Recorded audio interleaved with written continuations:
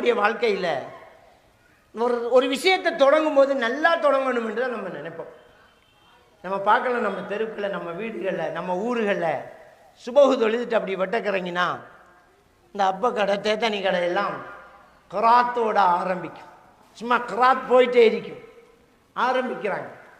ஏன்னா 7 மணியாகக்குள்ள அந்த கடையில் குத்தாட்ட பாட்டு போகும், அது வேற விஷயம். அந்த கடையில் சிகரெட்டு விற்கிறான், வீடு விற்கிறான். ஆனால் அதை செஞ்சும் கூட, சிகரெட்டு வீடு விற்றும் கூட அவன் நினைப்பு என்ன தெரியுமா? தொடக்கம் சரியாக இருக்கணும், தொடங்கும் போது பறக்கத்து இருக்கணும். அவன் சாம்பிராணி பிடிக்கிறதும், கல்லாக்குள்ள அந்த சாம்பிராணி புகையை பிடிக்கிறதும், மஞ்சள் தெளிக்கிறதும், கிராத்தை போடுறதும், அந்த சுபவுக்கு தொப்பியை போட்டுக்கிட்டு சும்மா பறக்கத்தான் தொடங்கணும். இது நம்முடைய கலாச்சாரம், நம்முடைய ஊரில் நடக்கிறது. அவனே இந்த மாதிரி செஞ்சுக்கிறான். கடையை திறக்கக்குள்ள கூட கொஞ்சம் பறக்கத்தான் தொடங்கணுங்கிறான். வாழ்க்கையில் எவ்வளோ முக்கியமான ஒரு விஷயம் திருமணம். நம்முடைய விலாசமே அங்கேருந்து தான் ஆரம்பிக்குது. ஒரு பெண்ணு தாய் தகப்பன்ட்ட இருந்ததை விட கல்யாணத்துக்கு பிறகு புருஷன்கிட்ட இருக்கிறான் ரொம்ப அதிகமான காலமாக இருக்குது. 18-20 வருஷம்தான் உமா வாப்பா கிட்ட, சாகும் வரைக்கும் கணவன்கிட்ட. ஒரு ஆண் பெற்றோர்களுக்கு கீழே இருந்து கட்டுப்பட்டு இருக்கிறதெல்லாம் கல்யாணம் வரைக்கும் தான். இந்த கல்யாணம் என்பது ஒரு உரிமை சாசனம். والعاديات ضبحا فالموريات قدحا فالمغيرات صبحا فأثرن به نقعا فوسطن به جمعا. சூரா அல் ஹஷ்ர் 7வது வசனத்தில் வமா ஆதாக்குமுர் ரசூலு ஃபஹுதுஹு வமா நஹாக்கும் அன்ஹு ஃபன்தஹு, அல்லாஹ்வுடைய தூதர் எதனை உங்களுக்கு கொண்டு வந்தாரோ அதை எடுத்துக்கொள்ளுங்கள், எதை விட்டும் உங்களை தடுத்தாரோ அதை விட்டு விலகி நில்லுங்கள் என்று அல்லாஹ் சுப்ஹானஹு வ தஆலா சொல்லி காட்டுறான். சூரத்துல் அஹ்ஸாப் 21வது வசனத்தில் சொல்லும்போது லக்கத் கான லக்கும் ஃபீ ரசூலில்லாஹி உஸ்வத்துன் ஹஸனா, நிச்சயமாக உங்களுக்கு அல்லாஹ்வின் தூதரில் ஒரு அழகிய முன்மாதிரி இருக்கிறது என்பதை அல்லாஹ் சுப்ஹானஹு வ தஆலா சொல்லி காட்டுறார். அப்போ முழுக்க முழுக்க நம்முடைய வாழ்க்கையில் வணக்க வழிபாடுகளாக இருந்தாலும் சரி, நம்முடைய அன்றாட வாழ்க்கையில் நடக்கக்கூடிய சடங்கு சம்பிரதாயங்களாக இருந்தாலும் சரி, நபிகள் நாயகம் ஸல்லல்லாஹு அலைஹி வஸல்லம் அவர்களை பின்பற்றி வாழ்வதில் தான் வெற்றி இருக்கிறது என்பதை இந்த வசனங்களினூடாக நாம் அவதானிக்கக்கூடியதாக இருக்கிறது. இன்னும் அல்லாஹ் சுப்ஹானஹு வ தஆலா அந்த நபியை பற்றி ஒரு உத்தரவாதம் சொல்கிறான். வமா யன்திகு அனில் ஹவா இன் ஹுவ இல்லா வஹீன் யூஹா, அவர் ஒருபோதும் மனோ இச்சை பிரகாரம் பேச மாட்டார், பேசுவதெல்லாம் வஹீதான் என்று அல்லாஹ் சுப்ஹானஹு வ தஆலா சொல்லி காட்டுகிறான். பிறிதொரு வசனத்தில் வலவ் தகவ்வல அலைனா பஅதல் அகாவில் லஅഖذنا منه باليمين ثم لقطعنا منه الوتين, அவர் மனோ இச்சை பிரகாரம் இந்த மார்க்கத்தில் சொந்த கருத்தை பேசுவாராக இருந்தால் அவருடைய வலதை பிடித்து நாடி நரம்பை தரித்து விடுவோம் என்று அல்லாஹ் சுப்ஹானஹு வ தஆலா சொல்லி காட்டுகிறான். அவர் பேச மாட்டார், பேசினா விடவும் மாட்டோமேங்கிறான் அல்லாஹ். அப்படி நபிகள் நாயகம் ஸல்லல்லாஹு அலைஹி வஸல்லம் அவர்களை நமக்கு ஒரு வழிகாட்டியாக அல்லாஹ் தஆலா ஆக்கி இருக்கிறான்.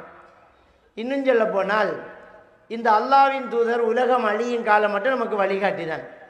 இந்த உலகத்திலே நமக்கு தொழில்நுட்ப வளர்ச்சி எவ்வளோ உயர்ந்தாலும், நவீன கண்டுபிடிப்புகள் எந்த உச்சத்தை தொட்டாலும், அப்போதெல்லாம் அல்லாஹ்வுடைய தூதருடைய வழிகாட்டுதல் சாத்தியமானதுதான் என்பதை அவர்தான் இறுதி தூதர் என்ற வசனத்திலிருந்து நாம் உணரக்கூடியதாக இருக்கிறார். அவ்வப்போது கால மாற்றங்களும் மனிதர்களுடைய நிலைகள் மாறும்போதும் அடுத்த வேதங்களும் அடுத்த சுஹுஃபுகளும் அடுத்த நபிமார்களும் தூதர்களும் அனுப்பப்படுவது வழமையாக இருந்தது. அந்த தொடரிலே நபிகள் நாயகம் ஸல்லல்லாஹு அலைஹி வஸல்லம் அவர்களோடு இந்த நபிமார்களுடைய வருகை, ரசூல்மார்களுடைய வருகை முற்றுகை பெறுகிறது. அவர்தான் இறுதி தூதர். லா நபிய பஅதி, எனக்கு பின்னால் இன்னொரு நபி இல்லை என்பதை நபிகள் நாயகம் ஸல்லல்லாஹு அலைஹி வஸல்லம் அவர்கள் திருவளமாகிறார்கள்.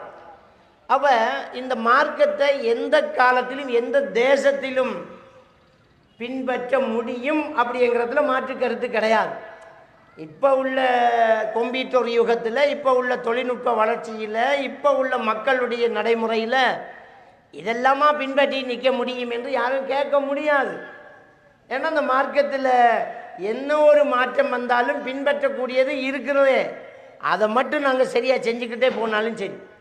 அதனால தான் பெருமானார் ஸல்லல்லாஹு அலைஹி வஸல்லம் அவர்கள் மன் அஹதத ஃபீ அம்ரினா ஹாதா மா லைஸ மின்ஹு ஃபஹுவ ரத்துன், இந்த மார்க்கத்தில் இல்லாத ஒன்றை புதிதாக ஒருவர் கொண்டு வந்தால் அது நிராகரிக்கப்படும் என்று அடித்து சொல்கிறார்கள். யாரும் புதிதாக கொண்டு வர வேண்டிய அவசியம் இல்லை. அல்லாஹ் தஆலா அல் மாயிதாவினுடைய 3வது வசனத்தில் அல் யௌம அக்மல்து லக்கும் தீனக்கும், இன்றோடு உங்களுடைய மார்க்கம் பூர்த்தியாக்கப்பட்டு விட்டது. வ அத்மம்து அலைக்கும் நிஅமதி, என் அருள் உங்களுக்கு பூர்த்தியாக்கப்பட்டு விட்டது. வ ரதீது லக்குமுல் இஸ்லாம தீனா, உங்களிடத்தில் மார்க்கமாக இஸ்லாத்தையே நான் ஏற்றுக்கொள்கிறேன் என்று அல்லாஹ் தஆலா சொல்வதிலிருந்து இது கம்ப்ளீட் முடிக்கப்பட்டு, இந்த மார்க்கத்தில் புதுசாக ஒன்று வர தேவையில்லை அப்படிங்கிறதையும் நாங்கள் தெளிவாக என்ன செய்யணும், புரிஞ்சு கொள்ள வேண்டும். அப்போ இந்த மார்க்கத்தில் இருந்துக்கிட்டு அடுத்தவர்களை நீங்கள் பின்பற்றுவது அவசியமும் இல்லை, தேவையும் இல்லை. சூரா அல் மாயிதாவினுடைய 51வது வசனத்தில் அல்லாஹ் தஆலா சொல்லி காட்டுறான், ஈமான் கொண்டவர்களே லா தத்தகிதுல் யஹூத வன் நஸாரா அவுலியா, யூதர்களையும் கிறிஸ்தவர்களையும் உங்களுடைய வழிகாட்டிகளாக நீங்கள் எடுத்துவிட வேண்டாம். பாதுஹும் அவுலியா பாத், அவர்கள் ஆளுக்கால் முரண்பட்டிருந்தாலும் உங்களை எதிர்க்கிற விஷயத்தில் அவர்கள் நேசகர்கள் தான். உங்களை எதிர்க்கிற விஷயத்தில் அவர்கள் ஒன்றுபடுவார்கள். உங்களில் யார் அவர்களை நேசகர்களாக எடுத்துக்கொள்கின்றார்களோ நிச்சயமாக அவரை சார்ந்தவர் தான். நிச்சயமாக அநியாயக்கார கூட்டத்தினர்களுக்கு நேர் வழி காட்ட மாட்டான் அல்லாஹ் தஆலாங்கிறான். அப்போ இது அநியாயம் அப்படிங்கிறது 5வது அத்தியாயத்தினுடைய 51வது வசனம். அப்போ அல்லாஹ்வுடைய தூதரத்தை நாங்கள் பின்பற்றணும். அவரில் அழகிய முன்மாதிரி இருக்குது, அந்த அழகிய முன்மாதிரியை நீங்கள் எடுத்துக்கோங்க. சூரத்துல் அஹ்ஸாபில் 21வது வசனம், அவர் கொண்டு வந்ததை எடுங்க, தடுத்ததை விட்டுருங்க. சூரா அல் ஹஷ்ரினுடைய 7வது வசனம். இப்படி அல்லாஹ்வுடைய தூதரை தவிர அடுத்தவர்களை நீங்கள் பின்பற்றாதீங்க. சூரத்துல் மாயிதாவினுடைய 51வது வசனம். இப்படி நமக்கு இந்த மார்க்கத்தை தெளிவாக சொல்லி தந்திருக்குது. வந்ததுக்கு பிறகு நம்முடைய கலாச்சாரங்கள் எல்லாம் அனாச்சாரங்களாக மாறக்கூடிய அளவுக்கு நமக்கு ஆசை மோகங்களும் வந்தாச்சு. அன்புக்குரிய இஸ்லாமிய சகோதரர்களே, பெருமானார் ஸல்லல்லாஹு அலைஹி வஸல்லம் அவங்க சொல்கிறாங்க, அன்னிக்காஹு மின் சுன்னத்திங்கிறாங்க. திருமணம் என்னுடைய வழிமுறை. ஃபமன் ரகிப அன் சுன்னத்தி ஃபலைஸ மின்னி, யார் என்னுடைய வழிமுறையை வெறுக்கிறாரோ அவர் என்னை சார்ந்தவர் அல்லங்கிறாங்க. அப்போ அல்லாஹ்வுடைய தூதருடைய வழிமுறை தான் திருமணம். அப்போ இந்த திருமணத்தை எப்படி பண்ணுறது, அந்த கல்யாணத்தை எப்படி எடுத்துக்கிறது அப்படிங்கிறத நாங்கள் தெளிவாக புரிஞ்சு கொள்ளணும். இன்றைக்கி இருக்கக்கூடிய சூழ்நிலை, இன்றைக்கி இருக்கக்கூடிய மக்களுடைய மனநிலை எப்படி இருக்குதுன்னு சொன்னால், பேரளவில் நாங்கள் முஸ்லீம்களாக இருக்கிறோம். பேர் வைக்கும்போது கூட தெளிவாக முஸ்லீம் என்று தெரியாத ஒரு சாடமாடையான பேர் தேவைப்படுது நமக்கு. அப்படி தான் புதுசாக பேர் வைக்கிறாங்க. அந்த முஸ்லீம் என்று காட்டிக்க கூடாத பேர் வைக்கணுமா, அந்த அளவுக்கு நம்ம நிலைமை என்ன செய்து மாறி போகுது.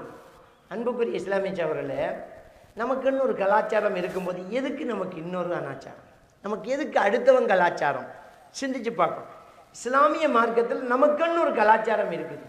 இன்றைக்கு உலகத்தில் சீக்கியனை பாருங்கள், அவன் எங்கே போனாலும் ஹெல்மெட் போட மாட்டான், ஏன்னா அவன் தலாப்பா காட்டுறது அவனுடைய கலாச்சாரம்.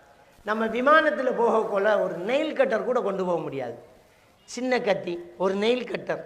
நம்ம ஹேண்ட் லக்கேஜில் ஒரு ஆணி நட்டு இருந்தால் கூட அதை தூக்கிடுவான், எடுத்துக்கு போக முடியாது. ஆனால் சீக்கியம் கத்தியோடு விமானத்தில் பயணம் செய்யலாம். காரணம், அவன் என்னுடைய மத அடையாளம் அப்படிங்கிறான், அவன் கலாச்சாரம் என்கிறான். அப்போ அவன் கலாச்சாரத்தை அவனால் பின்பற்ற முடியுது, நம்முடைய கலாச்சாரத்தை நம்ம ஏன் பின்பற்ற மாட்டேங்கிறோம்?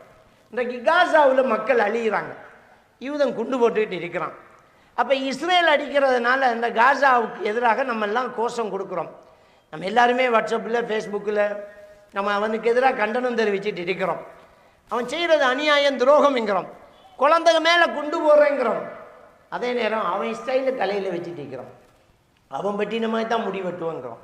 நபிகள் நாயகம் ஸல்லல்லாஹு அலைஹி வஸல்லம் அவர்கள் கஸ்அ முறையில் முடிவெட்டுவதை தடுத்தார்கள். நஹா ரசூலுல்லாஹி ஸல்லல்லாஹு அலைஹி வஸல்லம் அனில் கஸ்அ, கஸ்அ முறையில் முடிவெட்டுவதை அல்லாஹ்வுடைய தூதர் தடுத்தார்கள். கஸ்அ என்றால் முடியின் ஒரு ஓரத்தை சிரைத்து அடுத்த பகுதியில் முடியை கூட வச்சுக்கிறது, இது கஸ்அ. இன்னைக்கு அதான் நமக்கு ஃபெஷன் ஆகுது. இன்னைக்கு அப்படி தான் பொடியமார் வச்சுட்டு இருக்கிறாங்க. ஒரு பக்கம் மொட்டை அடிச்சுக்கிறான், முடியல அப்படியே வலிச்சு எடுக்கிறான், மேலே மட்டும் முடிய வச்சுட்டு இருக்கிறான். அப்போ இது நபிகள் நாயகம் ஸல்லல்லாஹு அலைஹி வஸல்லம் அவர்கள் தடுத்தது. யூதர்களுடைய ஒரு கலாச்சாரம் அது. அவங்க கலாச்சாரத்தில் முடிய வெட்டிக்கிறோம், ஆனால் அவனை எதுக்குறோம், எந்த வகையில் நியாயம்? நான் கேட்குறேன், நம்ம என்ன அவ்வளோ வங்குரோத்துத்தனமாக இருக்கிறோமா? முடி வெட்டுறதுக்கு நமக்கு ஒரு ஸ்டைல் இல்லையா? நம்மளுக்கு உடுப்பு போகிறதுக்கு ஒரு ஸ்டைல் இல்லையா? நம்முடைய திருமணம் நடத்துறதுக்கு நமக்குன்னு ஒரு ஸ்டைல் இல்லையா? ஏன் அதை செய்ய மாட்டேங்கிறோம்? நம்முடைய கலாச்சாரத்தை நாம் ஏன் மறுக்க வேண்டும்? நாம் அதை ஒவ்வொருவராக பின்பற்ற வேண்டும். இந்த மார்க்கத்தில், இஸ்லாத்தில் இருந்து கொண்டிருக்கக்கூடிய நாம் அல்லாஹ்வுடைய மார்க்கத்தை நம்முடைய வாழ்க்கையில் ஹயாத்தாக்கி காட்ட வேண்டும். அது கூட ஒரு தாவா தான். அன்புக்குரியவர்களே, பெருமானார் ஸல்லல்லாஹு அலைஹி வஸல்லம் அவர்கள் இந்த திருமணத்துக்கென்று ஒரு வழிமுறையை நமக்கு தந்திருக்கும் போது, நம்முடைய பரம்பரையாக, நம்முடைய வளமையாக மற்றவர்கள் செய்கிறார்கள் என்று நாம் எதையும் பின்பற்றக்கூடாது என்பதை நாம் எல்லாம் புரிந்து கொள்ள வேண்டும். நம்முடைய மனோ இச்சைக்கு நாம் கட்டுப்படக்கூடாது. சூரா நாஸிஆ 40வது வசனத்தில் அல்லாஹ் தஆலா சொல்லி காட்டுறான், வஅம்மா மன் காஃப மகாம ரப்பிஹி வநஹா அன்-நஃப்ஸ அனில் ஹவா. யாரெல்லாம் இறைவனுக்கு முன்னால் நிற்பதை அஞ்சி தன் மனோ இச்சைக்கு மாறு செய்கின்றாரோ, ஃபஇன்னல் ஜன்னத ஹியல் மஅவா, அவர் ஒதுங்குமிடம் சொர்க்கம்தான் என்று அல்லாஹ் சுப்ஹானஹு வ தஆலா சொல்லி காட்டுறான். அப்ப நம்ம நம்முடைய மனோ இச்சைக்கு முதல்ல மாறு செய்ய வேண்டும். அதே மாதிரியாக அல்லாஹ் தஆலா சூரா மும்தஹினாவினுடைய 1வது வசனத்திலேயே அல்லாஹ் சுப்ஹானஹு வ தஆலா ஒரு விஷயத்தை சொல்லி காட்டுறான் பாருங்க. அந்த 1வது வசனத்தில் அல்லாஹ் தஆலா சொல்றான், யா அய்யுஹல்லதீன ஆமனூ லா தத்தகிது அதுவி வ அதுவக்கும் அவுலியா. சொல்லிவிட்டு அல்லாஹ் தஆலா சொல்றான், துல்கூன இலைஹிம் பில் மவத்ததி. அல்லாஹ் தஆலா என்ன சொல்றான்னு சொன்னா, ஈமான் கொண்டவர்களே, எனக்கும் விரோதியாக இருக்கிற உங்களுக்கும் விரோதியாக இருக்கிறவன நேசத்தால் ரகசியங்கள் சொல்லக்கூடிய ஒரு வழிகாட்டியாக, நேசகராக, அன்பு காட்டக்கூடியவராக நீங்க எடுத்துக்காதீங்க அப்படின்னு அல்லாஹ் சுப்ஹானஹு வ தஆலா சொல்லி காட்டிட்டு சொல்றான், வகத் கஃபரு பிமா ஜாஅக்கும் மினல் ஹக்.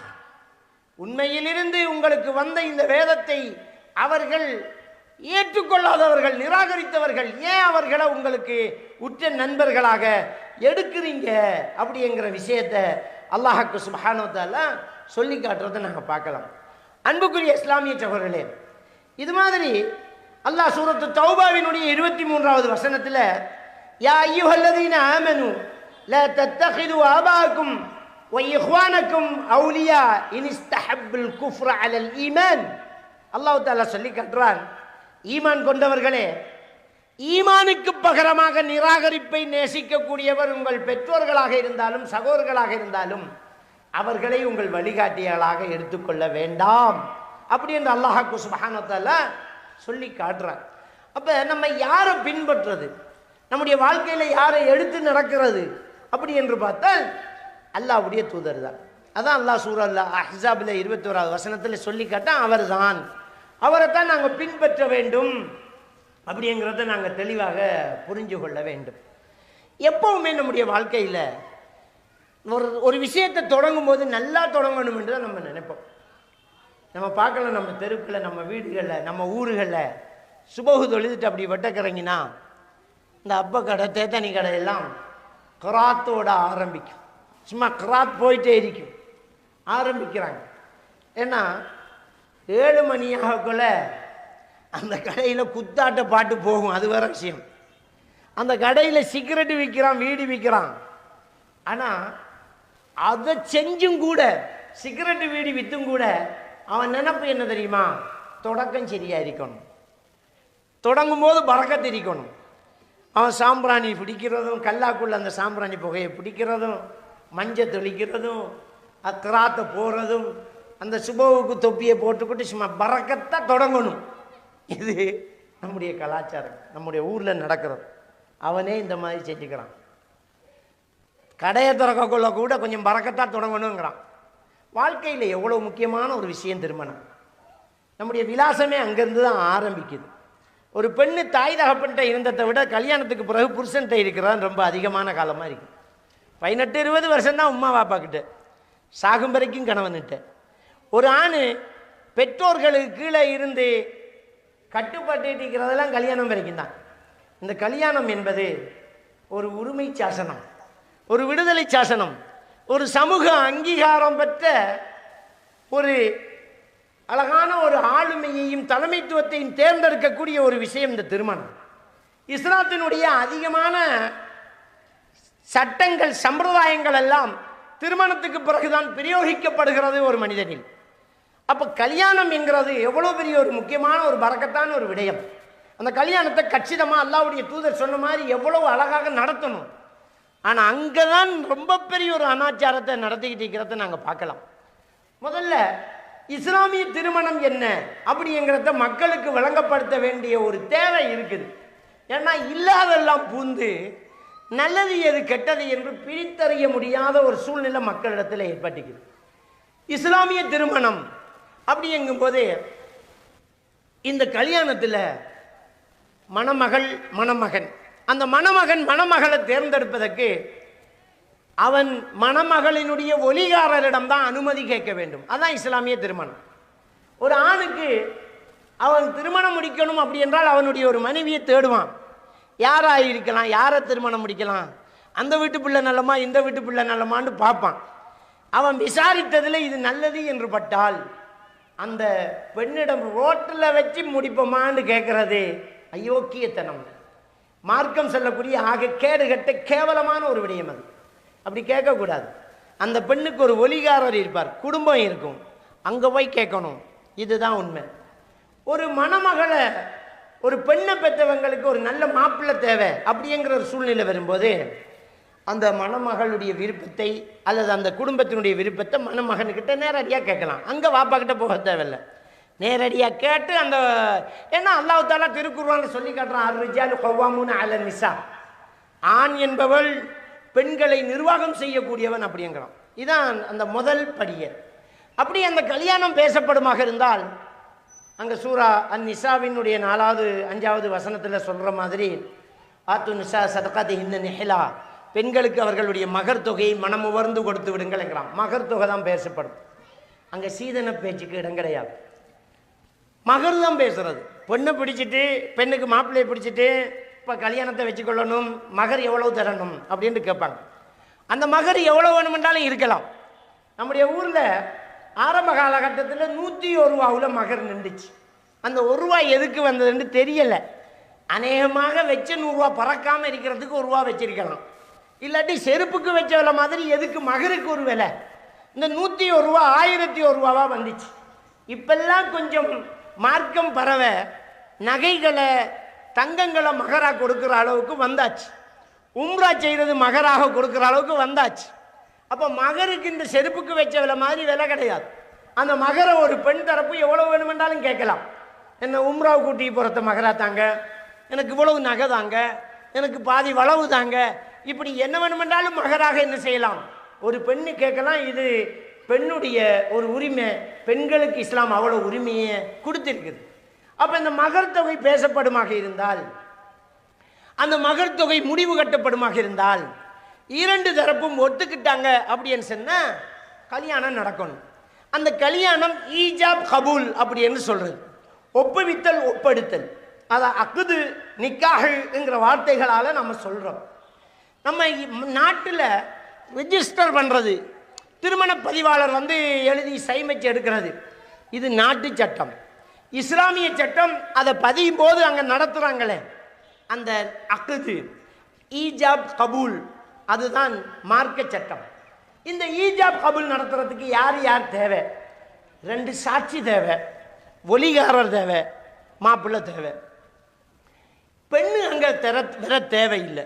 மணமகள் அந்த காவினுக்கு அந்த கல்யாணம் நடத்துறதுக்கு மணமகள் தேவையில்லை.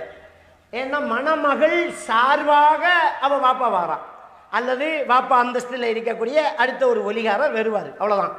அப்போ மணமகள் வராது. மாப்பிள்ளை, ஒலிகாரர், 2 சாட்சி, 4 தான். இரும்படிக்கிற இடத்துக்கு ஈட்டி என்ன வேலைன்னு கேட்பாங்க. மௌலவி சாப்புக்கு அங்கே இடமே இல்லை. மௌலவிக்கு என்ன தேவைன்னு கேட்குறேன் நான். மௌலவி தேவையில்லை. இப்போ நம்ம கல்யாணம் முடிக்கணும்னா 6 மௌலவி ரிஜிஸ்டர் புத்தகத்தில் திருமணம் நடத்தினவர் அப்படின்னு ஒரு சிக்னேச்சருக்கு கடைசியாக ஒரு இடம் இருக்குது. அந்த திருமணம் நடத்தியவர் மௌலவியாக தான் இருக்கணும்ன்றது இல்லை. ரிஜிஸ்டரே சைன் வச்சுக்கலாம், நான் தான் நடத்தினான்னு.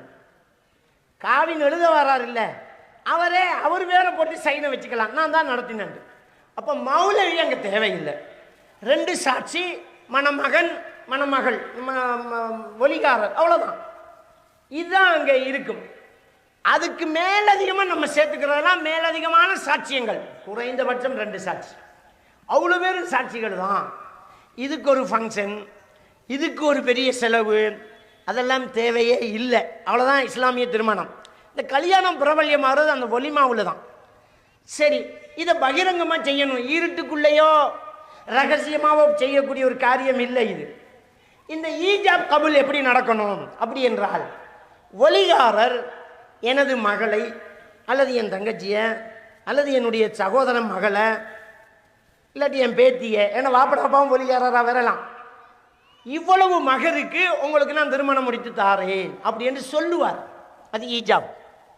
மணமகன் உங்கள் பேத்தியை, உங்கள் மகளை நான் மனப்பூர்வமாக மனைவியாக ஏற்றுக்கொள்கிறேன் அப்படி என்று சொல்லுவார். அது கபூல். இந்த ரெண்டும் குறைந்தபட்சம் 2 சாட்சி முன்னிலையில் நடக்கணும். ஷாஃபி மதுஹபின் சட்டத்தின்படி இந்த ஈஜாப் கபுல் எந்த மொழியில் நடக்கணும்? பிலிசானி ஷாஹிதைன். அந்த 2 சாட்சிகள் என்ன மொழி பேசுகிறாங்களோ அந்த மொழியில் தான் அந்த கல்யாணம் நடக்கணுங்கிறாங்க. ஏன்னா இன்னைக்கு நம்ம ஊரில் கல்யாணம் நடக்குது அரபுல கல்யாணம் நடத்துறதால அசரத்து வரணும். இதை இப்படியே ஆக்கிட்டான் அவன் காசு சம்பாதிக்கிறதுக்கு. இந்த கல்யாணத்தில் மௌலவி ஷாப் எதுக்கு வரார் என்றால், கல்யாணத்தை அரபில் நடத்துறதுக்கும் அப்படியே பொண்ணோட விட்ட போய் நெத்தி முடியை பிடிச்சி மாப்பிள்ளை கிட்ட கொடுக்குறதுக்கும். ஏன்னா மாப்பிள்ளைக்கு முன்னே அவர் தான் தொடணும், பொண்ணு நெத்தி முடிய அவர் பிடிச்சி கொடுக்கணும். எங்கே இருக்கு இந்த சட்டம்? அதை மாப்பிள்ளை போய் பிடிப்பார். நீ என்னத்துக்கு நடுவில் நம்பி மாதிரி தேவையில்லை. அந்த 2 விஷயத்துக்கு இவர் வாரார். மொத்தத்தில் இதே தேவையில்லை. அரபில் நடத்துறது ஷாஃபி மதுஹப் சட்டத்திலேயே இல்லை. என்ன சாட்சியை கொண்டாந்து வச்சுக்க, அவனுக்கு என்னன்னே தெரியாது. என்னமோ சைனா வைங்கணும், என்ன முடிஞ்சா எவடத்தன்னு கேட்கான், அவனுக்கு என்ன நடந்துன்னே தெரியாது. அப்போ எதுக்கு சாட்சி? சாட்சிக்கு தெரியும் என்ன பேச்சுவார்த்தை நடக்குதுன்னு. அப்போ அவன் மொழியில தான் நடக்கணும். இது ஷாஃபி மதுஹப் சட்டம், இதுதான் இஸ்லாம். இவ்வளோதான் திருமணம். இந்த திருமணம் முடிச்சதுக்கு அப்புறமா அந்த மணமகளுக்காக துவா செய்யக்கூடியது அடுத்தது. அது யாரு செய்யறது? ஹசரத்து செய்யறதா? இல்லை, வந்திருக்கக்கூடிய நம்ம ஒவ்வொருத்தரும் செய்கிறது. அந்த துவா தான் பாரக்கல்லாஹு லக்க வ பாரக அலைக ஜமஅ பைனகுமா ஃபில் கைர். அல்லாஹ் உங்களுக்கு அருள் செய்வானாக, உங்களை சூழவும் அல்லாஹ் அருள் செய்வானாக, உங்கள் 2 பேரையும் அல்லாஹ் நலவில் ஒன்று சேர்த்து வைப்பானாக. அவ்வளோதான். இந்த துவா பாடமில்லாதவங்க பாரக்கல்லாஹு லக், அல்லாஹ் உனக்கு அருள் செய்வானாக, அப்படி ஒரு வார்த்தையை கூட சொல்லலாம். அது முஸ்னத் அஹ்மதில் வரக்கூடிய ஹதீத். இந்த துவாவை பெண்கள் மணமகளுக்கும் ஆண்கள் மணமகனுக்கும் இந்த துவாவை ஓதிக்குவாங்க. அதோட கல்யாணம் முடிஞ்சு போச்சு. இதுக்கு பிறகு மணமகன் ஒலிமா கொடுப்பார். ஒலிமாங்கிறது 1 சகனா கூட இருக்கலாம், 100 சகனா கூட இருக்கலாம். அது அவர் வசதிக்கு ஏற்ற மாதிரி அவர் ஒலிமா கொடுப்பார். அந்த ஒலிமாவோட இந்த திருமணம் முடிஞ்சு போச்சு. அவர் மணமகளோடு சேர்ந்து வாழ்வார். அந்த மணமகளை அவர் வீட்டுக்கு கொண்டு வருவார். இங்கே சீதனம் இல்லை. பெண்ணுக்கு வீடு கொடுத்து அந்த பெண்ணில் வீட்டில் போய் தஞ்சம் போடுறது இல்லை. இன்னைக்கு ஒரு ஆம்பளைக்கு திட்டக்கூடிய பெரிய வார்த்தை, நீ ஒரு ஆம்பளையாடான்னு கேட்கறது தான். ஒரு பெண் வீட்டில் போய் குடியிருக்கிறவன்ட்டு அந்த வார்த்தையை கேட்டால் ரொம்ப பொருத்தமாக தானே இருக்கும். அதை எப்படி திட்டுறதுன்னு சொல்லலாம். நம்ம நாட்டில் உள்ள பெரும்பான்மை சமுதாயம் அறவேட்டியையும் ஹாம்கட் டிஷர்ட்டையும் போட்டுக்கு வயலில் வேலை செய்யக்கூடியவன் கூட அவன் பொண்ணு எடுத்து வீட்டுக்கு தான் கொண்டு வரான். ஆனால் நம்முடாக்கள் மெத்த படித்து மேதாவியாகி பிஹெச்டி முடித்து டாக்டர் ஆகி பொண்டாட்டிகிற வீட்டில் போய் தஞ்சம் அடையக்கூடிய ஒரு சூழ்நிலை ஏற்பாடு.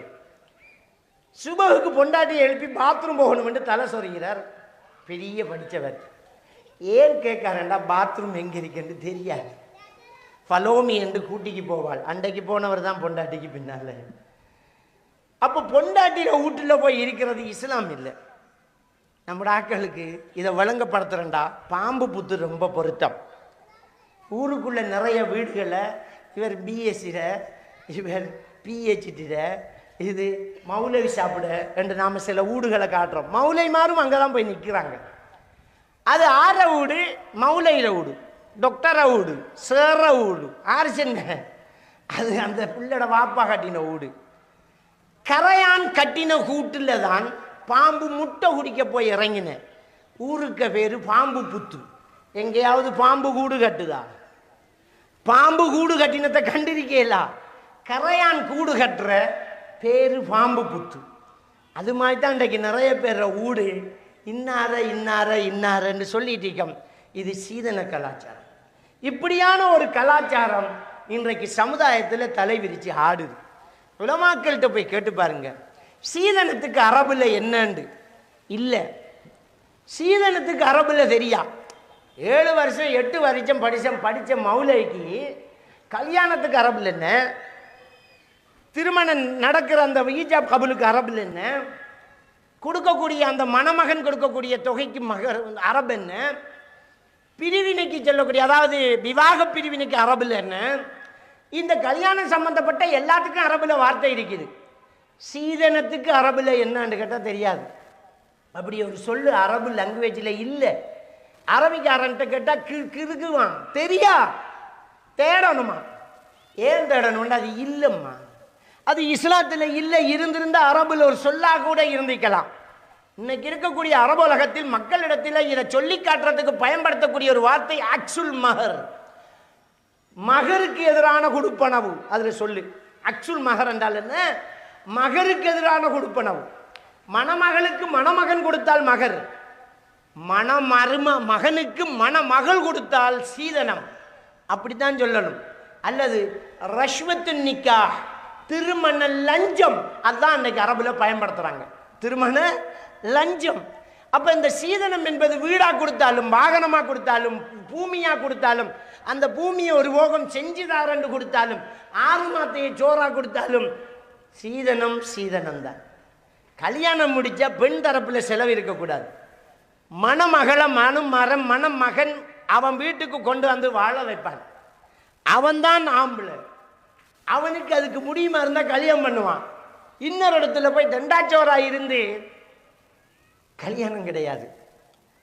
உழைக்கிறல்ல, முதல்ல ஒரு 6 மாசம் சோத்துல விட்டு புறவு மாமன்னார செலவுல திண்டு இப்படியே அவள் போட்ட நகையை விற்று கடைசி வரைக்கும் தொழிலுக்கு போகாம பொண்டாட்டிற சொத்துக்களை திண்டு ஒரு இடத்துல ஏலாம அவள் வெட்ட கரை விட்டாள். அல்லாஹ்க்காக பேக்க கட்டிக்கு போனவன் மதிலால் எட்டி பார்த்து தொழில் கிடைச்சா விரையாச்சு என்று கேட்டான். நிலைமை இப்படித்தான் இந்த சீதனங்கள்லாம் உருவாகுது. தயவு செஞ்சு இந்த விஷயத்தை தெரிஞ்சு கொள்ளணும். அடிப்படையே ரொம்ப தப்பா கிடக்குது.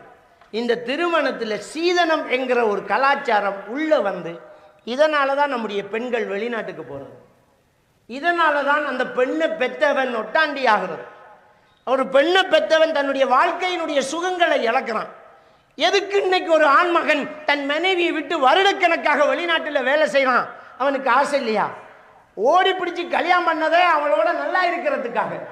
மனைவியோடு சந்தோஷமா இருக்க வேண்டிய வயசுல ஆசைகளையும் உணர்வுகளையும் அடக்குறான். பிறந்த அந்த பிள்ளைய பார்த்த உடனே இப்பதான் பிள்ளைக்கு 10 வயசு, இது தலைப்பட்டு வரக்குள்ள ஊடு கட்டி முடிக்காட்டி அவ்வளவுதான் ஓடுறான் வெளிநாட்டுக்கு. சிலர் ஹராம் ஹலால் பார்க்காம கூட வியாபாரம் பண்றாங்க. எல்லாமே இந்த பெண்களுக்காக, இந்த பிள்ளைகளுக்காக. ஒரு பெற்றெடுத்த தகப்பன் ரொம்ப ஒரு பலகீனமான ஒரு நிலைக்கு ஆளாகிறான் சீதனத்துக்காக. மனைவி வழியில் எடுத்ததை மகள் வழியில் கொடுக்கறதுல திண்டாடி போற சமுதாயமாக நம்முடைய சமுதாயம் மாறிப்போச்சு. ஒரு தரம் சீதனம் எடுத்து ஒரு கல்யாணம் முடிச்சு போட்டு 4 பொம்பளை பிள்ளையை பெற்று போட்டு அதை அவ்வளோத்தையும் கல்லா செய்வார் இவர். அது அவருக்கு அல்லாஹ் கொடுத்த தண்டனை. இப்போ இந்த சீதனம்ங்கிறத தூக்கி எறிஞ்சிட்டு மகர் கொடுத்து பெண் எடுக்கிறதுக்கு வந்தால் ஒருத்தன் ஒரு வீடு தான் கட்டணும். அவனுக்கு எத்தனை பிள்ளை பிறந்தாலும் அவனுக்கு எந்த பயமும் கிடையாது. பிறந்த பொம்பளை பிள்ளைகளுக்கு வீடு கட்டிக்கு ஒருத்தன் ரெடியாக வருவான். ஆம்பளை பிள்ளைக்கு வழியை காட்டிவிட்டு அவன் வீடு கட்டிக்கிட்டு ஒரு பொண்ணு எடுத்துக்கு வருவான். இது சிம்பிளான விஷயம். சொத்து பங்கீடுகள் எல்லாம் இந்த இடத்துல நியாயமாகி போய்விடும். இன்னைக்கு ஒருத்தன் உழைக்கிறதெல்லாம் பெண் பிள்ளைகளை கொடுத்துட்டு ஆம்பளை பிள்ளைகளை எங்கேயாவது போய் பிச்சை எடுன்னு பார்க்குறான், விடுறான். அதனால தான் மகனுக்கு பெரிய இடத்துல பொண்ணு தேவைப்படுற. மாடி வீடு கட்டினிக்கு போய் தட்டி பார்ப்போம்னு நினைக்கிறான். ஏன்னா அவன் கொடுத்து சவுத்துட்டான். அப்போ மகன் வழியில் எடுத்து வெல்லணும்ங்கிறது அவனுடைய நிலைப்பாடு. இப்படி தலைகீழாக நிலைமைகள் மாறாமல் இருக்கணுமாக இருந்தால், இஸ்லாமிய முறைப்படி அனந்தர சொத்து பிரிக்கப்படுமாக இருந்தால், பட வேண்டும் என்றிருந்தால் சீதனம் இல்லாத திருமணங்கள் அரங்கேற வேண்டும். அந்த சமுதாயம் மறுமலர்ச்சி, அந்த சமுதாயம் வெற்றி பெறும். ஒவ்வொருத்தரும் அவனுக்கென்று வீடு கட்டும் போது அதில் தேவையில்லாத வீண் விரயங்கள் இருக்காது. 4 மாடியில் ஊட கட்டி கோபிச்சத்துக்கு மேலே லைட்டை போட்டு அதுக்கு 4000 ரூபா பில்லு கட்டுறான். கூரைக்கு எதுக்குடா பல்வண்டா? அதையெல்லாம் காட்டித்தான் மாப்பிள்ளை எடுக்கணும் என்றது நிலப்பாடு. அப்போ அவனுக்கு வீடு கட்டக்கூட அந்த தேவையில்லாத செலவு செய்ய மாட்டான். இதை இப்படி ஏன் கட்டணும்? இருக்கிறதுக்கு இது இருந்தால் சரி, காற்று வரதுக்கு ஜன்னல் இருந்தால் சரி. ஜன்னலுக்குள்ளே எதுக்கு 1008 டிசைன்? அப்போ வீண் விரயம் தவிர்க்கப்படும். இன்னைக்கு இந்த திருமணத்தில் சீதனம் என்கிற ஒன்று இருக்க போய்த்தான் ஆண்கள் எல்லாம் தருதலையாக, இளைஞர்கள் எல்லாம் உதவாக்கரைகளாக மாறி போனதுக்கான காரணம். இந்த மைதானத்தில் இன்னைக்கு நாம் ஸ்பீச் பண்ணிட்டு இருக்கிறோம், பயான் நடந்துக்கிட்டு இருக்குது. இதே பயான் நடக்காத இந்த இடத்துல, இந்த பல்பு வேலை செய்யாத இந்த கிரவுண்டில் இருட்டுப்பட்ட புகை வருது. காரணம் என்ன? அந்த மாப்பிள்ளைக்கு எங்கேயாவது ஒருத்தர் ஊடு கட்டுறான், நமக்கு எதுக்கு அது என்ற ஒரு நிலை வந்தாச்சு. இருட்டுப்பட்ட புகை வருது. சந்திகளை இளைஞர்கள் ஒன்று செய்கிறாங்க. தூளங்கிறாங்க, குளிசைங்கிறாங்க, வேற வேற இன்ஜெக்ஷன்ங்கிறாங்க, சுருட்டி வச்சு கொளுத்துறதுங்கிறாங்க. எல்லா அனாச்சாரங்களும் நடந்து பொறுப்பில்லாமல் உலாத்துறதுக்கு காரணமும் சீதனம் தான். ஏன்னா அவன் எதுக்கு உழைக்கணும், அவன் எதுக்கு வீடு கட்டணும்? அவனுக்கு தான் எங்கேயோ ஒரு இழிச்ச வாயம் வீடு கட்டிக்கிட்டு இருக்கானே என்கிற ஒரு சூழ்நிலையால தான். சிந்திச்சு பாருங்க, அவன் தான் உழைச்சி வீடு கட்டணும்ங்கிறது அவனுக்கு தெரிய வரும்போது நேரத்தை வீணடிக்க மாட்டான். நேரத்தோட தூங்கணும், சுபகுக்கு வேலைக்கு போகணும் என்கிற ஒரு சூழ்நிலை வரும். அதனால நைட்டு கடைகளுக்கு தேவை இருக்காது. ரோடில் 12 மணிக்கு பிறகு ஆள் நடமாட்டம் இருக்காது. ஒத்த மோட்டார் பைக்கில் ஹெல்மெட் இல்லாமல் 3 பேர் சுத்த மாட்டான். உம்மா பாப்பா கிட்ட ரீலோட் போட சொல்லி தெண்டிச்சுக்கு நிற்க மாட்டான். காசை வெளிநாட்டில் உழைக்கிற காசை எடுத்துக்கிட்டு நைட்டு கடையில் பர்கருக்கும் வேற வேற ரின்ஸுகளுக்கும் செலவழிச்சுக்கிட்டு நம்முடைய இளைஞர்கள் சுத்த மாட்டாங்க. ஸ்கூல் போகிற பிள்ளைகள் ஸ்கூல் விடும்போது மோட்டார் பைக்கில் குறுக்கும் மறுக்காக ஓடி வீரத்தை காட்டக்கூடிய வில்வளைப்பு வில்லர்கள் நிறைய பேர் கூடிட்டாங்க. டியூஷனுக்கு போகிற ரோட்டில் செட்டியான நெரிசல். காரணம், பொம்பளை பிள்ளைகள் வரப்போகுது, ஆம்பளை பிள்ளைகள் ரெடி ஆயிட்டாங்க. அப்படி ரோட்டு வழியை நான் ஒரு ஆம்புலன்னு காட்டுறதும், அடுத்தவளை திரும்பி பார்க்க வைக்கிறதுக்கு தலையில் முடிய வெட்டி குருவி கூடு கட்டிக்கிட்டு உலாத்துறதும், ஒரு மாதிரியாக உடுக்கிறதும், மோட்டார் பைக்கில் உலா போகிறதும், ஒரு ஸ்டாண்டை தட்டி நெருப்பு பொறிய கிளப்புறதும், சிக்குண்டு விழுந்து பஸ்ஸுக்குள்ளே மாட்டிக்கிட்டு சந்துக்குள்ளே ஏறுறதும் நடந்துக்கிட்டு இருக்கிறது காரணமே இந்த சீதனம் தான் சகோதரர்களே. இந்த சீதனம் இல்லாமல் அவன் உழைக்கணும், வீடு கட்டணும் என்றால் வளரும் போதே அவனுக்கு வயசு போகிறது தெரியும். என்னடா 20 வயசாச்சு கல்யாணம் பண்ணணுமேம்பான். அவன் வேலை தேடுவான், ஓடுவான், உழைப்பான். பாப்பா கிட்ட ஒரு துண்டு நிலத்தை கேட்பான், அத்திவாரம் போடணும், கரிங்கல் வேண்டணும்பான். அவன் நிலைமையை பற்றி அவன் சிந்திப்பான். இன்னைக்கு எப்படி குமர்கள் வீடு கட்டணும் என்று உழைச்சி வீடு கட்ட முடியாத பெற்றோர்களுக்கு பிறந்த குமர்கள் அல்லது பாப்பா இல்லாத குமர்கள் வீடு கட்டுறதுக்காக வீடு சுற்றி காலத்தை கழிக்காளுகளோ, ஹவுஸ்மேட்டா வெளிநாட்டுக்கு வேலைக்கு போறாளுகளோ, அங்கஞ்ச கடையில் கெசியரில் நிற்க ஓராளுகளோ, அது மாதிரி ஆண்கள் ஓடுவார்கள், பெண்கள் வீட்டில் பக்குவமாக இருப்பார்கள். மறைந்து இருக்கும் வரைக்கும் தான் பெண்களுக்கு மரியாதை. வாசல் அடுக்கி இருக்கிறது, ரோட்டில் ஒதுக்கி இருக்கிறது செங்கல், பீரோவுக்குள்ள பூட்டி இருக்கிறது மாணிக்கக்கல். நம்முடைய பெண்கள் அடைந்து மறைந்து அழகாக இருந்தால் மதிப்புக்குரியவர்கள். அவர்களையே ரோட்டில் அலங்கரித்து வச்சால் அது மதிப்பற்றவர்கள். அப்ப பெண்கள் மதிப்புக்குரியவர்களாக இருக்கும்போது அந்த ஆண்களுக்கு தான் அழகு. ஆடு குழுப்பது இடையனுக்கு அழகு என்று சொல்வாங்களா இல்லையா? அது மாதிரி அப்ப இந்த சீதனம் என்கிற ஒன்று இல்லாம போனதான் நம்முடைய இளைஞர்கள் அடங்குவாங்க. இளைஞர்களிடம் தேவையில்லாத கலாச்சாரங்கள் இருக்காது, போதை கலாச்சாரங்கள் இருக்காது, தேவையில்லாத அனாச்சாரங்கள் நடக்காது. அப்படிங்கிறத நாங்கள் புரிந்து கொள்ள வேண்டும். சரி, இந்த சீதனம் இல்லாத கல்யாணத்தை இன்றைக்கு ஒரு சிலர் நடத்திக்கிட்டு இருக்கிறாங்க. இப்ப சமுதாயம் எழுந்து நின்று, பள்ளிவாசல்கள் மிம்பர்கள் நின்று, ஊரில் உள்ள பெருந்தகைகள், புத்திஜீவிகள், மார்க்க அறிஞர்கள், உலமா சபைகள், உலமாக்கள் எல்லாம் இந்த சீதனத்தை வன்மையாக கண்டித்து வாழ்ந்து காட்டி சாதித்து ஊருக்கு ஒரு வழி சொல்லணும். இதை சொன்னா அவர் இருக்கிறதே பொண்டாட்டிட வீட்டில், அதனால் ஒரு சமாளிப்பு. அதனால் அவங்க சொல்லக்கூடிய வார்த்தை என்ன தெரியுமா? அன்பளிப்பு ஹலால் தான் அப்படின்னு சொல்லும் போதே கடவாயால் வலியும் அவருக்கு. நியாயமான வார்த்தை தானா இது? ஏன்னா ஒரு மௌலவி சாப்பிட்னு நீ பொண்டாட்டிட வீட்டில் இருக்கிற, மிம்பரில் அடுத்தவன் சொத்துக்கு ஆசைப்படாதன்னு சொத்து பிரச்சனைக்கு பயம் பண்ணுற. இதுக்குள்ளே அவர் சொல்லக்கூடிய வார்த்தை என்ன தெரியுமா? அன்பளிப்பு ஹலால் தான். இந்த அன்பளிப்பு காவிக்கோட்டில் தெரியும். இந்த அன்பளிப்பு ஹலால், அன்பளிப்பு ஹலால் என்று சொல்கிறார்களே, அவங்களுக்கு மாமனார் அன்பளிப்பாக தந்தது, மச்சினன் கிஃப்டாக தந்தது என்று சொல்கிறாங்க. பொண்டாட்டிக்கு கையை நீட்டிப்பார், இந்த மாமனார் மச்சினனும் மடித்து கட்டிக்கு நிற்பான். சீதனத்தை இதான் அன்பளிப்பா? அன்பளிப்பு கொடுத்தா கேட்குறதா? நான் கேட்குறேன். இவர் சொல்கிறாரு எங்களுக்கு அன்பளிப்பாக தந்தண்டு. இந்த அன்பளிப்பு கொடுத்த மாமனார் ரோட்டில் ஒரு தம்பியை நிப்பாட்டிச்சு, வாடா எங்கே வராய், இந்த வீட்டை எடுத்துக்கண்டு சொல்லுவானா? எதுக்கு அன்பளிப்பு தரான்? அவன் பிள்ளைய பண்ணினதுக்கு. இது அன்பளிப்பா? இதைத்தான் லஞ்சம்ங்கிற. அந்த லஞ்சத்துக்கு தான் சீதனம்ங்கிறீங்க. அப்போ இது அன்பளிப்பு ஹலால் என்று சமாளிக்க கூடாது. இது ஹராம், ஊர் அடசும். இதில் யாரெல்லாம் பாதிக்கப்படுறாங்க? உனக்கு அன்பளிப்பா தந்தா நீ ஆண்டு வாங்கி எடுக்கிறதா? நபிகள் பெருமானா ஸல்லல்லாஹு அலைஹி வஸல்லம் அவர்களிடத்துல ஒரு நபித்தோழர் வந்து சொல்றாங்க, யா ரசூலல்லாஹ், என் மகனுக்கு இந்த சொத்தை கொடுக்க போறேன், சாட்சியா நீங்க இருந்துக்கோங்கன்றாங்க. அல்லாஹ்வுடைய தூதர் ஸல்லல்லாஹு அலைஹி வஸல்லம் அவர்கள் ஆமா போடவில்லை. உலக கைருஹு, இது மாதிரி உனக்கு வேறு பிள்ளைகளும் இருக்கிறதா அப்படின்னு கேட்குறாங்க. லக்க வலதுன் கைரு, இது இல்லாமல் வேறு பிள்ளைகளுமா இருக்குன்னு கேட்டாங்க. ஆமாம் யார சொல்லலான்ட்டாங்க. அதுக்கும் இது மாதிரி கொடுத்தீங்களான்னு கேட்டாங்க. இல்லைன்றாங்க. அநியாயத்துக்கு சாட்சி சொல்ல அல்லாஹ்வின் தூதர் கேட்குதா உனக்கு அப்படி என்றார்கள். சிந்திச்சு பாருங்க. அப்போ ஒரு பிள்ளைக்கு மட்டும் கொடுத்துட்டு மற்ற பிள்ளைக்கு கொடுக்காம விட்டா அநியாயம் வந்து வந்தவரையா விரட்டி விட்டாங்க. இந்த மௌலை ஷாப்புக்கு அன்பளிப்பாங்க. இது ஆம்பளை பிள்ளையை நடு ரோட்டில் விட்டு விட்டு பொம்பளை பிள்ளைக்கு மட்டும் வீடு கட்டி கொடுக்கறது அன்பளிப்பான். என்ன அன்பளிப்பு இது? நியாயமாயுது. நீ எடுத்த ஊட்டினாலும் உன் மச்சினன் தொழில் இல்லாமல் இருக்கிறான், இன்னொரு மச்சினனுக்கு வழி இல்லாமல் இருக்கிறான். இது சட்டப்படி அந்த பிள்ளைகளுக்கு வாப்பாவின் சொத்து பிரிஞ்சு போக வேண்டியது. ஒவ்வொருத்தனும் மரணிக்கும் போது கபன் துணிக்கு வக்கில்லாத நிலையில் மரணிக்கிறான். ஆனால் அவன் பெரிய கோடீஸ்வரன். உண்மையிலே அவன் சீதனமாக கொடுத்த சொத்து அவன் பேரில் இருந்திருந்தால் ஒரு பெரிய வசதியாக்கார ஹாஜியார் மௌத்தா இருக்கிறார். அவர் பேரில் நிறைய சொத்து இருக்குது. மரணிச்சதுக்கு பிறகு அனந்தர சொத்து பிரியும்.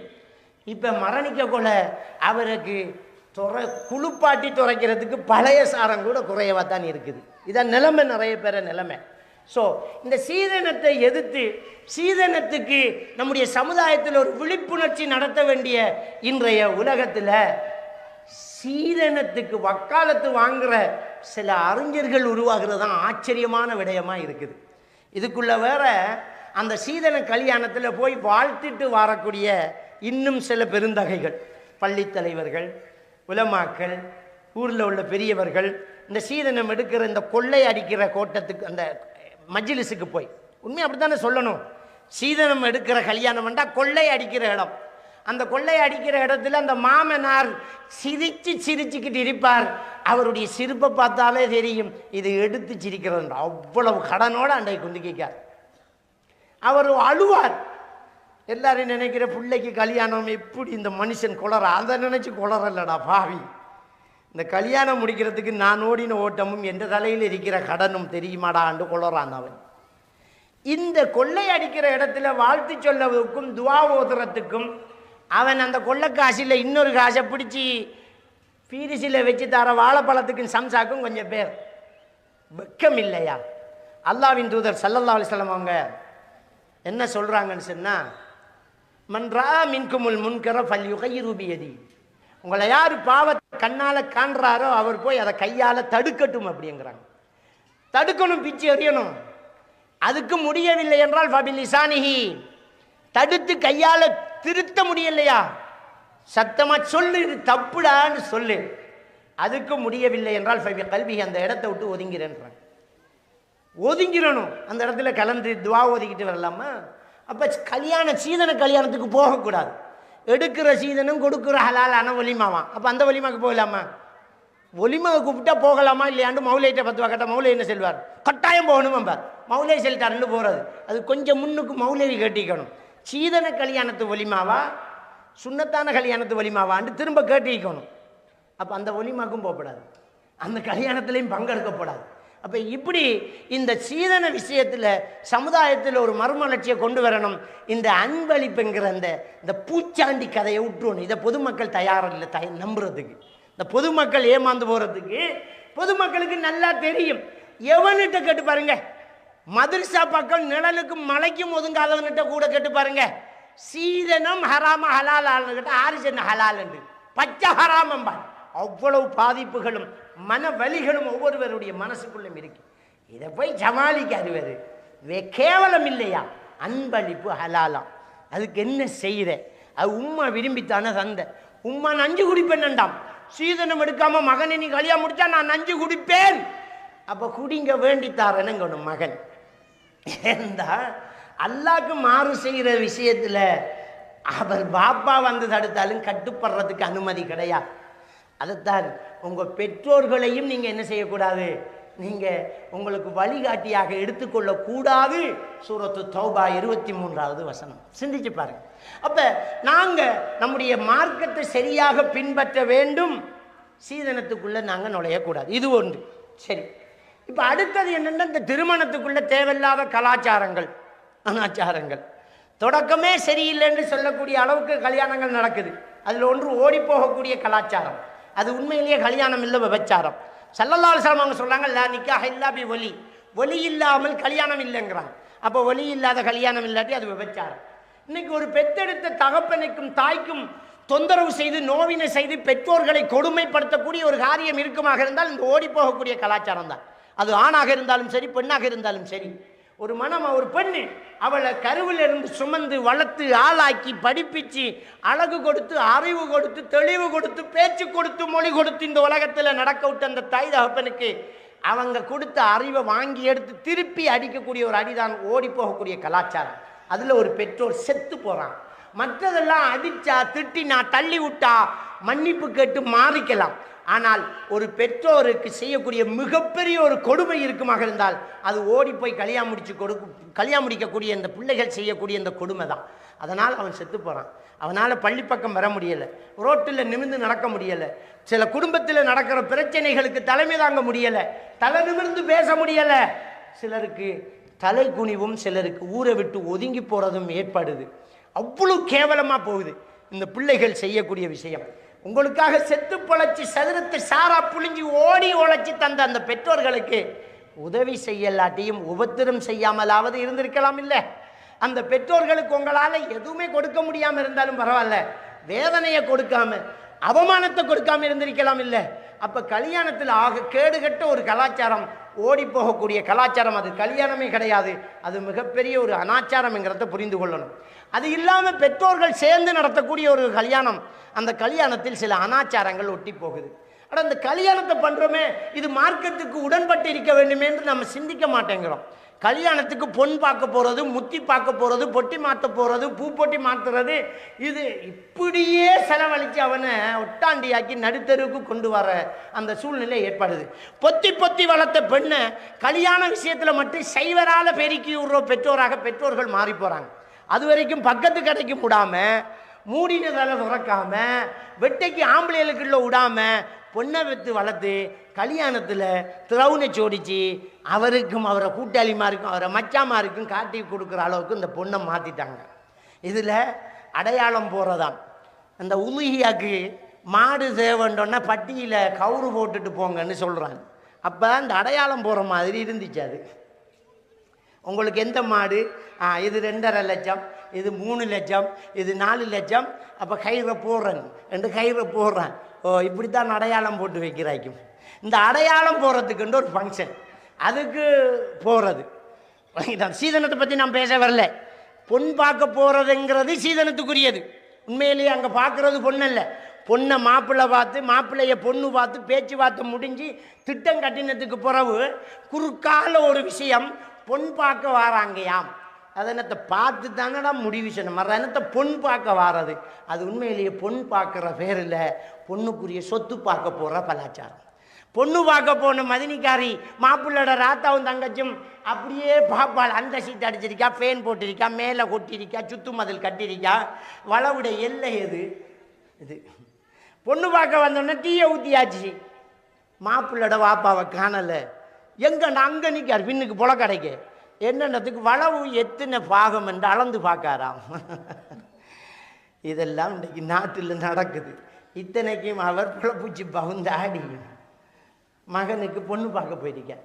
அப்போ சிந்திச்சு பாருங்க, இந்த கலாச்சாரங்கள், இந்த பொட்டி மாத்துறது, பூ கலாச்சாரங்கள், இது கல்யாண ஃபங்க்ஷன், அந்த கல்யாண நாளைக்கு நடக்கிறதுக்கு முன்னுக்கு அதுக்கு முதல் அன்றைக்கு இப்போ ஒரு புது கலாச்சாரம் நம்மளோட பகுதியில் வந்தாச்சு, இந்தியாவிலேருந்து கொப்பி பண்ணப்பட்டாச்சு. என்னண்டா மருதுண்டி, அதுக்கு என்னமோ பேர் வேற, மெஹனாவோ என்னமோன்னு பேர், மருதுண்டி போடுற கலா. அதுக்கு ஒரு பெரிய ஹோல் புக் பண்ணி பெரிய பாட்டி வச்சு ஒரு 500 பேரை 100 பேரை அழைச்சி அதுக்கு பூ வச்சு த்ரவுன்ஸ் ஓடிச்சு அந்த மணமகளுக்கு மருதுண்டி போடுறா உண்டு.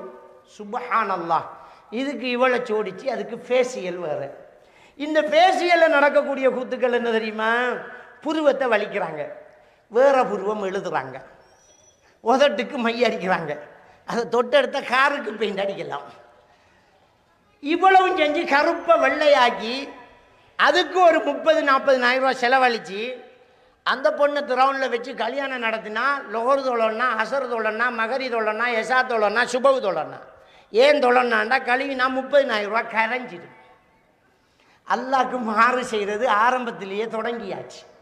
அட கல்யாணங்கிறது அல்லாஹ்க்கு கட்டுப்பட்டு அல்லாஹ்ட பரக்கத்தை எதிர்பார்த்து நான் நீ சொன்ன மாதிரி செய்கிறேன் ரப்பே என்று அடிவணிய வேண்டிய இந்த மணமகளும் மணமகனும் இங்கே போய் அடிவணிஞ்சு ஃபேஷியல் செய்கிற இடத்துல முகத்தை கொண்டே கொடுத்து அவன் ஒரு கேஸை மாற்றி அது கலர் மாறாமல் இருக்கிறதுக்காக தொழுகையே இல்லை, அல்லாவுக்கும் மாறு செய்கிறாங்க. சுப்ஹானல்லாஹ். சூரா அல் முத்தஸிர் 29வது வசனத்தில் அல்லாஹ் தஆலா சொல்லி காட்டுறான், சக்கர் என்கிற நரகத்தை தெரியுமா? லவ்வாஹத்துல் லில் பஷர். அதை எட்டி பார்க்கும்போது இந்த மனித தோல் கலண்டு விழுந்துரும் அப்படிங்கிறான். அதே அத்தியாயத்தினுடைய 42வது வசனத்தில் அல்லாஹ் தஆலா சொல்றான், மா சலக்கக்கும் ஃபீ சக்கர். இந்த சக்கர் என்ற நெருப்பில் நீங்கள் இருக்கிறீர்களே என்ன காரணம் என்று அவர்களிடம் கேட்கப்படும். லம் நகு மினல் முஸல்லீன். நாங்கள் தொழாமல் இருந்து விட்டோம் என்று சொல்வார்கள் என்பதை சூரா அல் முத்தஸிர் 43வது வசனம் சொல்லி காட்டு. தொழுகை இல்லை கல்யாணத்தில் தொடக்கத்திலேயே. அப்போ இந்த ஃபேஷியல் கலாச்சாரம் வந்து அந்நிய ஆம்பளைகளுக்கு இதை காட்டி இதுக்குள்ள ஃபோட்டோ வேறு. சுப்ஹானல்லாஹ். அதை என்ன என்று தெரியல. அந்த பொண்டாட்டியே ஃபோட்டோ எடுத்து ஃபேஸ்புக்கில் போடுற கொஞ்சம் பேர் இருக்காங்க. நாங்கள் நோரெலியாவுக்கு போனன்ற ஒரு ஃபோட்டோ, நாங்கள் கட்டாருக்கு போனன்ற ஒரு ஃபோட்டோ, நாங்கள் கொழும்புக்கு வந்த என்ற ஒரு ஃபோட்டோ, இது ஃபோட்டோ பொண்டாட்டியை ஃபோட்டோ. ஒரு சிலர் பொண்டாட்டியோட 2 ஃபோட்டோ எடுத்து விட்டு அந்த முகத்துக்கு மட்டும் ஒரு ஹார்ட்டை போட்டு மறைச்சிட்டாங்க. மற்றதெல்லாம் தெரியுதுடாதாங்க. அவங்களுக்கு தெரியாதாக்கும் ஒரு சாஃப்ட்வேர் இருக்கு மறைச்சத்தை வெளிசாக்கி எடுக்கலாமண்டு. இது தேவை ஒண்ட பொண்டாட்டியை நீ ரசிகன் எனத்துக்கு ஊருக்கு காட்டுறேன். அதுலேயும் அந்த கல்யாண தண்டைக்கு அந்த பொண்டாட்டியோட அவர் நிற்க, அவரை கூட்டாளிமார் அங்கால நிற்க, பார்க்குறாக்களுக்கு 6 புருஷன் என்று கேள்வி கேட்க எதுக்கு இது? எதுக்கு இது? அதுலேயும் அந்த கல்யாணத்தில் மணமகளுக்கு சோடா பருக்கிறதுக்கு மதினிமார் கொஞ்சம் பேர் அவன் சோடா பருக்கலாம் யோசிச்சிருப்பான், அவசரப்பட்டமோ இதை கேட்டிருக்கலாமன்று. இப்போ 6க்கு புருஷனுங்கிற கேஸ். இந்த அளவுக்கு கேடுகட்ட ஒரு விஷயமாக இந்த திருமண கலாச்சாரங்கள் நடந்துக்கிட்டு போகிறத நாங்கள் பார்க்குறோம். அன்புக்குரியவர்களே, இதெல்லாம் ஒரு அனாச்சாரமாக தெரியலையா? இதுதான் இஸ்லாமிய கலாச்சாரமா? எவ்வளவு ஒரு கேடுகட்ட ஒரு கேவலமான ஒரு நிலை.